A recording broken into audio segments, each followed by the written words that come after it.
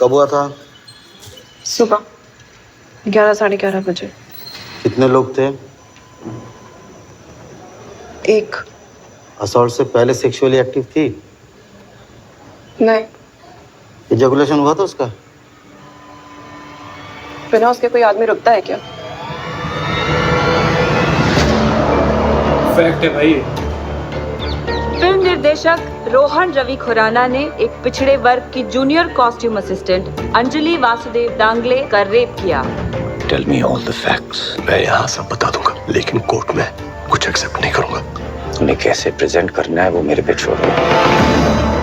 Mister दांगले, आप mister Khurana के कमरे में गई क्यों थी? मेरे को जबरदस्ती लेके गए थे। उठा के, धक्का दे के, खींच के, कैसे?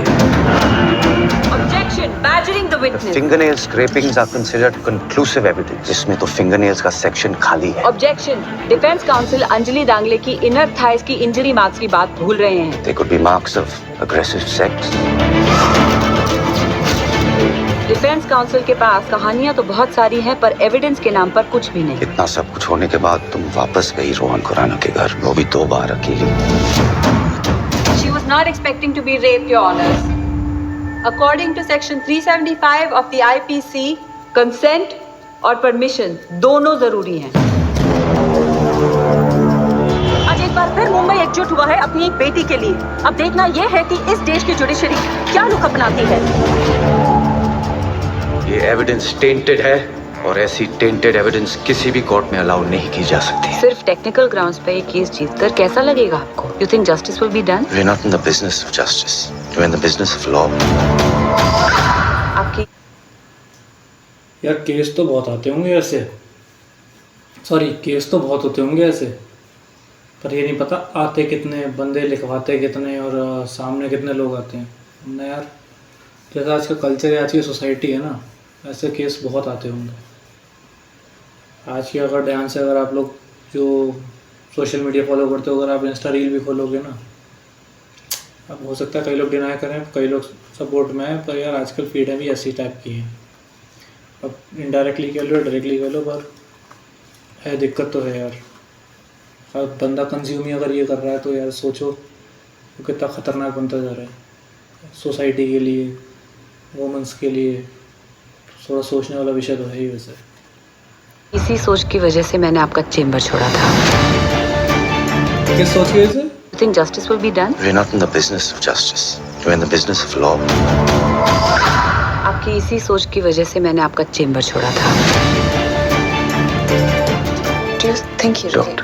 Never ask me that question. But the man is a convicted rapist, Tarun. कि आज के माहौल में it's not correct to defend him. Convicted rapist का भी constitutional right है कि उन्हें proper legal defense मिले।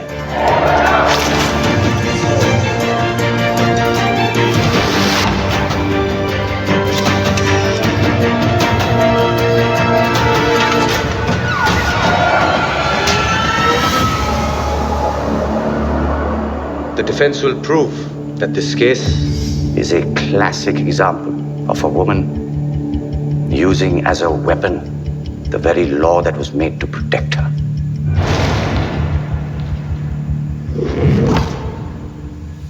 ओके भाई, वीडियो तो खैर ख़त्म हो गई। पहली बात तो ना सेक्शन 375, टू बी ऑनेस्ट मैंने मूवी तो खैर 4-5 साल पहले आई है तो मैंने देखी नहीं है। दूसरी चीज़ ये कि सेक्शन 375 ना, मेरे को सही बताऊँ तो पर्टिकुलर आइडिया नहीं है किस चीज़ के ऊपर बेस्ड है। अब चूँकि केस थोड़ा वैसा वाला है तो थोड़ा फील हो रहा है कि हाँ रेप के उसके ऊपर ही होगा, बाकी सेक्सुअल जो असॉल्ट होता है उसके ऊपर ही होगा, क्या नाम से। बाकी मूवी में एज अ विक्टिम एक पर्सन दिखाया गया है जो अपना केस को डिफेंड करवा अपने केस को जिसने फाइल किया है और सामने डिफेंडिंग लॉयर है जो अपने क्लाइंट को बचाएगा, ऐसी बात है। पर मूवी का बाकी और कोई पहलू और दूसरे कोई चीज़ क्लियर हुई नहीं है। बाकी यार एक चीज़ तो फैक्ट है कि बहुत से लोग ऐसे होते हैं जो सामने आते नहीं, पर ये चीज़ एक हार्श फैक्ट है कि ऐसा होता नहीं है कि अगर कोई केस बन नहीं रहा तो ऐसा हो नहीं है ना। ये तो चलो मूवी है, बात अलग है कि सीन में दर्शाया गया है। अच्छी मूवी होगी, देखने लायक होगी। आप लोग ओरिजिनल वीडियो का लिंक तो मैं डिस्क्रिप्शन में डाल दूँगा, वहाँ से चेक कर सकते हो। और ये चीज़ थोड़ा सोचने वाला मैटर है कि जब हमें सोशल मीडिया पे हम ये चीज़ें फॉलो कर रहे हैं, ऐसी चीज़ें देख रहे हैं, तो हमारा माइंड ऑलरेडी, अगर हम अपने माइंड को खिला ही रहे हैं तो कैसे उम्मीद कर सकते हैं कि हम हमारा माइंड है वो दूसरे डायरेक्शन में नहीं जाएगा। तो ये छोटी छोटी चीज़ें जो होती हैं ये अवेयर होने वाली चीज़ें होती हैं। बाकी आपको वीडियो अच्छी लगी तो लाइक करना, चैनल सब्सक्राइब करना।